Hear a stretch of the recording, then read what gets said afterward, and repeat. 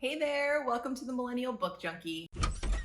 My name is Monique, and today I'm going to be doing a comparison of Stephen King's The Long Walk book to Stephen King's The Long Walk movie. Now, I'm going to be doing two parts to this video. One part is going to be completely spoiler-free, and the other part is going to be full of spoilers because I literally just have so much to say about this book and movie that I cannot mince words. But rest assured that I will let you know once we are entering into spoiler territory. So The Long Walk is Stephen King's first completed novel. It's not his first published novel, but it's his first completed novel, which he completed when he was 19 years old in the late 60s. The novel was eventually published under the pseudonym Richard Bachman in the late 70s. The movie adaptation of The Long Walk was released this month, and it was directed by Francis Lawrence, who also directed I Am Legend, The Hunger Games, and also Constantine, movie I really liked with Keanu Reeves. And then also it was written for the screen by J.T. Malner, who wrote Strange Darling, which was actually a very good movie as well. So I read this book just a couple of months ago. You might have heard me talk about it. I have not read a Stephen King novel in a long time before that book. Before that book, I would say the last book that I read by Stephen King was Lisey's Story. And before that, the one that I can remember reading was The Girl Who Loved Tom Gordon. I haven't always been able to get through Stephen King's books because I started reading them as a kid and they were just way too adult for me. So I've always been trying to read them at like different points of my life. But I really have been trying to read a lot more King. I'm reading Pet Sematary right now. And when I heard The Long Walk was going to become a movie, I immediately was like, I need that book. And I actually found it in my bookshelf, which was really cool, which goes to show you that I really have attempted to read a lot of Stephen King in the past and have not gotten to it. So I was able to pick this book up just a couple of months ago, and I really did enjoy it. So I was really excited to see how the film would come out and how the adaptation would portray everything that happened in the book. The Long Walk is about 100 young men who live in this dystopian society, and they participate in this very long walk where they must maintain 4 miles per hour or be shot. On this walk, you get 3 warnings before you're shot, and you can clear your warnings each hour that you walk without a warning. The last walker standing gets a prize. They get all the money that they could have ever dreamed of, and they also get one wish that gets granted. So on this long walk, we kind of get this sense that these young men are very desperate. They're living in poverty. There has been a great war that happened in this dystopian society. And so every year, all these men participate in this walk so that they can get whatever they want at the end. And there's this extreme feeling of like desperation. So while they're on this long walk, each man is essentially on the edge of death throughout the entire walk, because clearly if they stop walking or if they go below that 4 miles per hour mark, they will die, they'll get shot. Now the boys are supplied water and food paste while they're on this walk, so they're not left completely stranded, but basically they have these tanks following them while they're on this walk, and these military officers are ready to shoot them as soon as they slow down and as soon as their warnings are all completed. So going into this movie, I had really high expectations, but knowing me, I always hate movie adaptations. So I was like, also, if the movie is not good, I will be okay with it, because I also kind of knew that maybe the movie might not be good. And while we're still in spoiler-free territory, I will share there were a couple of big changes from the book to the movie that kind of stand out right away, just in terms of like how the story was structured. The biggest change is that in the book, there were 100 men participating in this walk, and in the movie, there were only 50. I've read a lot about this, and at first I was like, is it because maybe they just didn't want to have so many extras, or maybe they just couldn't kill people fast enough for the movie, whereas with a book you can like extend the deaths for as long as you want and extend the amount of walkers as long as you want. So that was like the biggest thing, but I've heard that maybe the producers and directors did this just because they wanted to make it look like there was like one boy from each state. Our main character, Ray Garrity, he is from Maine in the book and in the movie. And, he essentially is like Maine's own because he's from Maine and the walk takes place in Maine. So he's the only boy on the walk that is actually from there. So I think the movie kind of did a good job of being like, okay, we're going to narrow this down to 50 and just kind of make it seem like one boy is from each state. I think that made sense too for the movie, just because it's really hard to have like 100 boys, like, you know, filming 100 men, and then also like how long it takes for each of them to die in the book. You have to speed that up for a movie. So I kind of get why they made that change. The next big change was that in the book, the boys had to walk 4 miles per hour, whereas in the movie, they walked 3 miles per hour. But this also made sense because it's really, really tough to walk 4 miles per hour. I actually tried it the other day just on my regular walks, and I couldn't get under like 15 minutes and 40 seconds per mile. So the fact that these boys in the book had to walk 15-minute miles, I mean, for like miles and miles and miles and miles, I mean, just seems very unrealistic. So I'm really glad that they did make the call to do 3 miles per hour for the movie. I also think it would have been really hard for the actors to have the dialogue and everything, you know, basically trying to walk 4 miles per hour. So that was one of the big changes, and I was okay with it because I think it just made more sense. But overall, like, I would say in terms of the way that the book stayed true to the movie, they did 100%. I mean, okay, not 100%, but they did a lot of the time, because the book was very gory and the movie was gory too. I mean, I've seen gorier movies, obviously, but they really did not shy away from showing the brutality of the book, which I appreciated because the book was very hard to read, hard to hear about, like how these boys were always on the edge of death, but no matter what, they kept walking regardless of what was going on with them internally and their bodies bleeding, convulsing, you know, bones coming out, like they were walking, you know? So I really like how the movie stayed true to the brutality of the book. I also really liked how the movie stayed true to the camaraderie of the boys.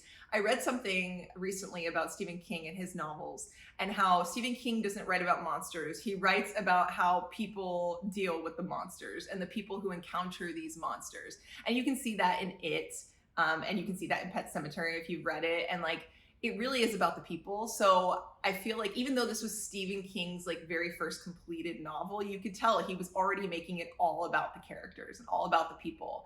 And in The Long Walk, they really portrayed that because they really wanted to show that even though these boys were on the brink of death, they were still trying to be friends and make conversations, and even at times like make light of what was going on around them, and just kind of sharing, you know, how they were feeling and their hopes for what would happen if they were to win. You know, all of that was I think very well captured in the movie, which I really, really appreciated. I also really felt that feeling of suspense that I felt in the book, because there's times in the book where you are just rooting for the characters to just please keep walking, even though you know that like 99 of them have to die to get to the end. Like, you just, when you hear about them like feeling faint or feeling getting a cramp or feeling tired, like you're rooting for them to keep walking. And I really felt that sense of suspense in the movie too. Like, there is, you know, the main character is like, you know, he's got some warnings and he's trying to walk them off, and you feel that, like, you know that if he slows down just in the slightest, he's gonna be shot. And you feel that in the movie, and I'm really, really glad that that was portrayed, because you really feel that in the book too.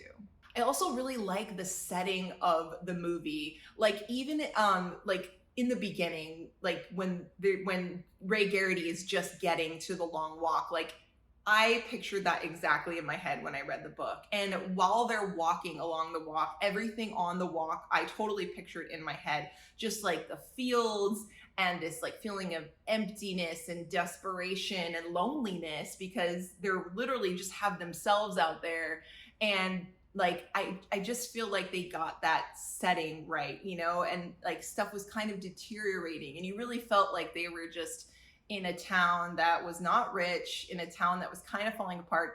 Obviously, they were going through multiple towns as they were walking, but each place they went to just looked really run down and dead and empty. And that's how I pictured it in the book too. So I'm really glad that, you know, wherever they filmed this, it really gave that sense of, you know, loss and, you know, desperation that you get from the book. And I just so appreciated that. And even watching like the marketing of the book, like, and seeing the pictures of the movie and snippets from the movie, I was like, that's exactly how I felt reading it. Like that's exactly the setting that I saw in my head. So I really, really love that about this movie too. If I were to change one thing about the movie while we're still in spoiler-free territory, which is the same thing that I always wish when I watch book to movie adaptations or movie to book, whatever, is that I always wish that, things were darker, because it's so much darker in your head when you're reading it in the book. The book is always so much better and darker, and the characters are so much more fleshed out. So I do kind of wish it was a little bit darker, because in the book, the boys go to some dark places in their head. And I just feel like a little bit of that, I feel like I would have loved to seen that on the screen. But I do feel like the movie was really just focused on capturing like the survival aspect of it, the brutality of it. So I kind of get why they weren't going to showcase that. I just wish that would have been included, because that's the stuff that I really love about like King books that I've read so far. There's always like this deeper, sinister meaning and layer of evil that's like in his books. And I just wish I could have seen some of that in the movie, but I understand why they probably left it out. But that would be like the one thing, while we're still in spoiler-free territory, that I would have changed. I just wish it was a little bit darker in the movie, but I do feel like the movie was very well done. Like I think that's the best that we could have done for an adaptation without getting into like a full series. For a movie adaptation, it was just like really spot on. I really, really liked the movie. And that is something that I don't say often for book to movie adaptations. So I'm really, really impressed with how they did it and how they stuck to the book like as best they could. I also really liked the people who played the characters in The Long Walk. Cooper Hoffman, who I did not know was Philip Seymour Hoffman's son. He plays the main character, Ray Garrity. And then also David Johnson, who was from Alien fame, Alien Romulus, plays Peter McVries. And he did such a good job, I swear. Like, I don't know, his acting just was so believable, and the way him and the character Ray Garrity, who's the main character, got on in the film. I really liked their camaraderie and the dialogue and the way that they kind of looked out for each other. I feel like in the book, sometimes you weren't sure what their relationship was. And so I like the way that they did it in the movie. It was really well done. The actors were really, really good. Okay, so now we're getting into the spoiler zone. So if you haven't read the book and you want to read the book, if you haven't seen the movie, you want to see the movie, and you're just like, Monique, I cannot deal with these spoilers, now is the time for you to exit the video, and I'm going to just give it my all and talk about everything, the book, the movie, that I just cannot hold back anymore. So maybe when you watch the movie or read the book, you can come back and watch the spoiler part and let me know your thoughts. But now we're just going to talk about all the things. So the biggest thing that I was really disappointed about in the movie was that there were no crowds. In the book, there's a lot of like support for the walk. Like, it's kind of really gross, the support for the walk, because these men are literally dying. But the fact that there is just like so much support, you have in every few cities, you have big crowds cheering. And it's kind of gross, like I said, because they are kind of hoping to see someone get their ticket, be shot. But in the book, you really get the sense that the city and the world is watching, and everyone is cheering them on to get to this finish line. And you see in the book the crowds, the support, people stopping along the path trying to help them on the walk, which is expressly forbidden.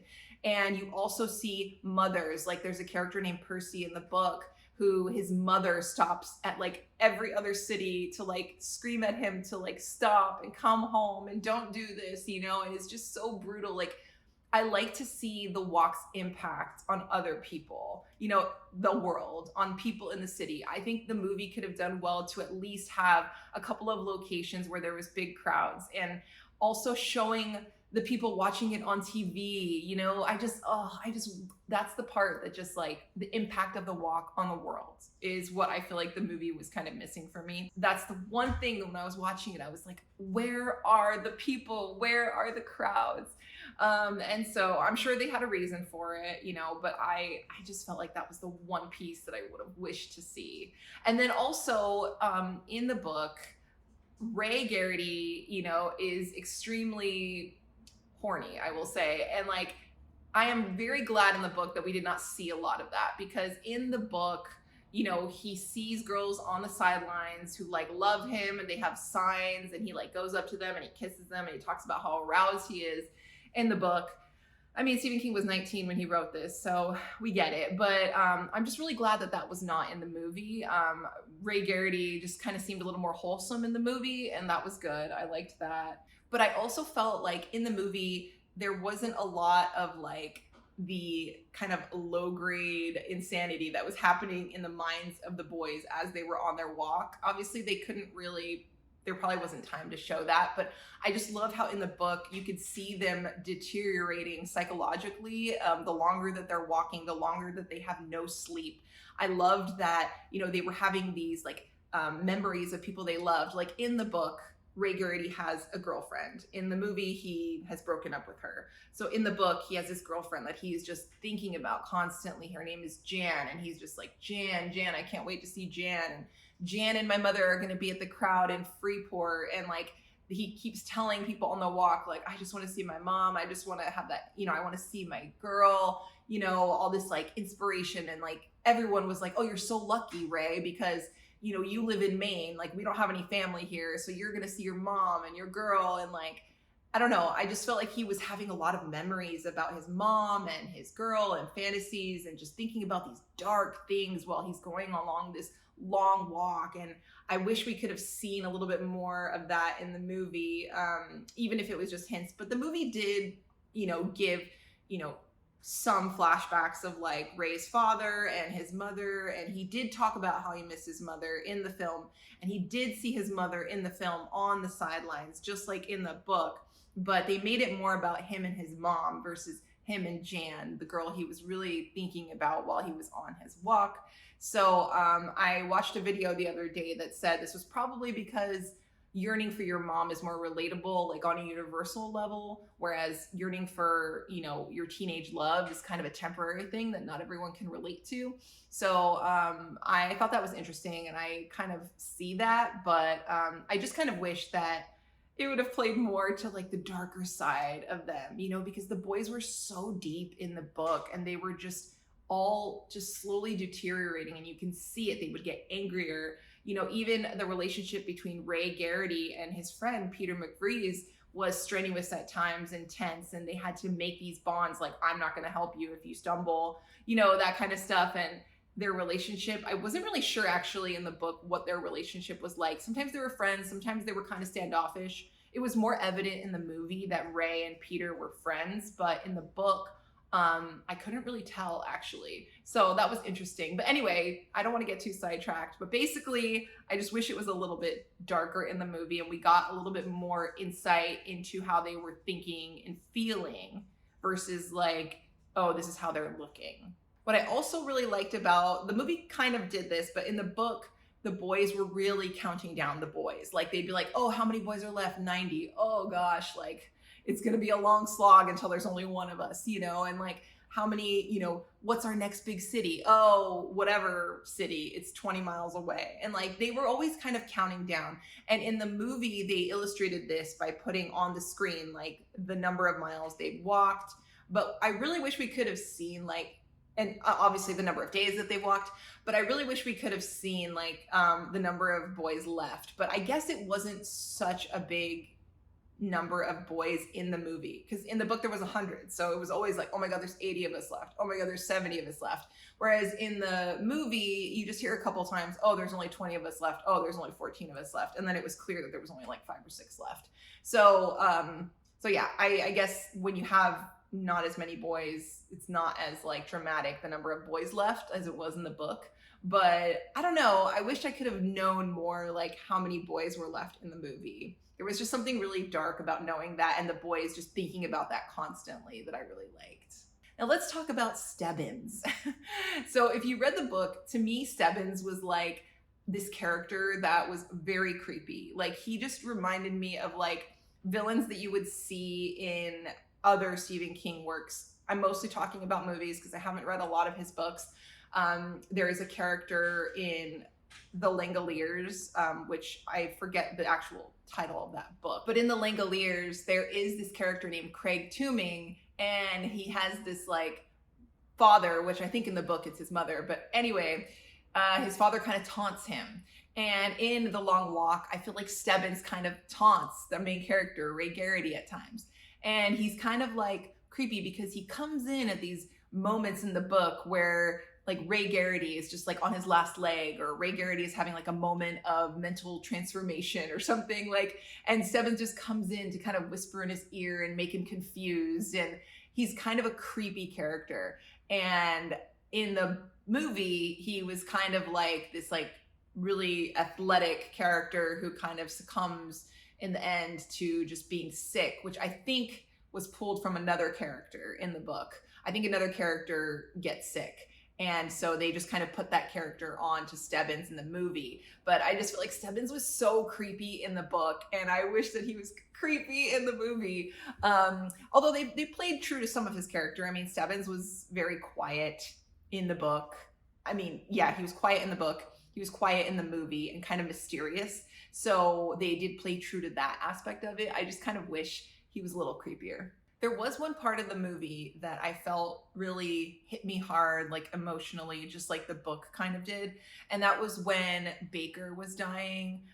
He was hemorrhaging in his body, so blood, his nose just would not stop bleeding.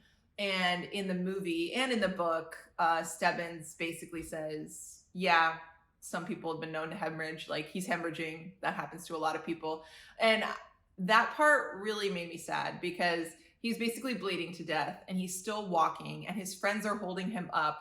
And then he's basically like, you're going to have to let me go, let me die, and don't watch as they shoot me kind of thing. And so they let him go. And it was just like that, I don't know, that part really cut me deep emotionally. I kind of wanted to cry when I watched that part. Throughout the whole movie, I was really feeling like, okay, I kind of expected the brutality, so it didn't really affect me that much because I had read the book. But then that scene just felt really sad to me. So you just kind of felt it, you know?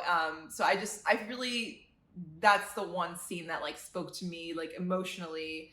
And I really appreciated that they had a scene like that in the movie. Now let's talk about the ending because I feel like I could just go on forever. Number one, the fact that Ray Garrity's reason for joining the walk was a little more clear in the movie than it was in the book. I really don't remember what his reason was for joining the walk in the book. And the more that I look it up, the more hazier it gets. People are like, oh, he just kind of did it because, you know, he wanted glory, you know, he didn't want the riches, but, you know, and then other people are like, he doesn't know why he did it. He just did it. And I don't really know, like, I couldn't tell you why he did it, why he joined the Long Walk in the book. In the movie, he did it for revenge because the Major had killed his father. And we know that from the book, his father was shot. We don't know who killed him. But in the book, or in the movie rather, the Major is the one that shoots the father. And so Garrity is just out to get revenge. And then, of course, you know, Peter McGreeves, who, of course, dies in the book and, you know, is alive at the end in the movie, he kind of comes and takes revenge for Garrity, which I thought was great for the movie. But the book, the ending of the book was just so depressing. It was like, basically, Garrity gets to the end. He doesn't realize he's the winner.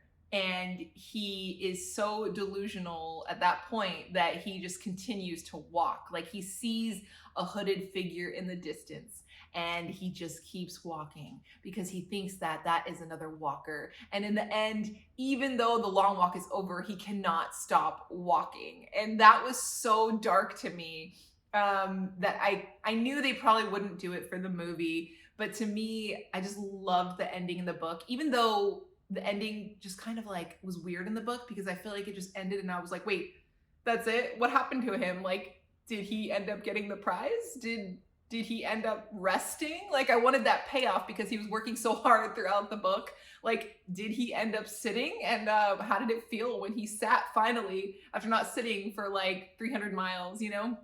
Um, so I really love that about the book. And in the movie, I did like the ending in the book. I did like the ending in the movie. I just liked the ending in the book better. I think they kind of wrapped it up as like a revenge story. And then, we also kind of don't know what happens to Peter McBreeze when he lives at the end. He kind of walks away. So they did kind of stay true to the ending of the book by having both characters just kind of like walk away at the end. And you don't really know what happens to them. So that they stayed true with. But I just loved the ending in the book, and I was curious as to how they were going to do it in the movie. And like I said, I wasn't unsatisfied with the ending in the movie. I think that made sense for what it was. I just felt so much more at the end of the book. So anyway, those were my thoughts on The Long Walk, comparing the book to the movie. If you stayed with me this long, that means that you have seen the movie and read the book, or you just don't care about spoilers and you just wanted to know all the things. So I appreciate you staying. And if you, like I said, if you got this far and you've read the book and seen the movie, what did you think? Like, tell me what you thought about the characters, the ending, your experience of watching the movie. I would love to know, because I will tell you, I really did like the movie a lot. Like, when I left, I was like, that was good. I feel like if I hadn't read the book, I probably would have even liked the movie a little more. I'd have been like, oh my God, that was so weird, because I just love that kind of survival dystopian society, like death is, survive or die kind of feeling in a book. And so that's what I loved about the Hunger Games, although this was more brutal, which I liked. I like those type of movies and books. So I really, really liked the movie. Of course, I don't know, I couldn't say which one was better though. Like, I couldn't say, oh, the book was better, the movie was better. I think there were certain elements that were better in the movie and better in the book. I felt like I appreciate the movie a lot because it really brought the story to life. But I also appreciate the dark side of the book. So I couldn't say actually which one was better, because they were both good in their own right. So I'm really torn here. What did you like better, book or movie? Let me know in the comments. Let me know your thoughts. I would love to know. And of course, if you like this content, don't forget to like and subscribe. And I will see you guys next time. Bye.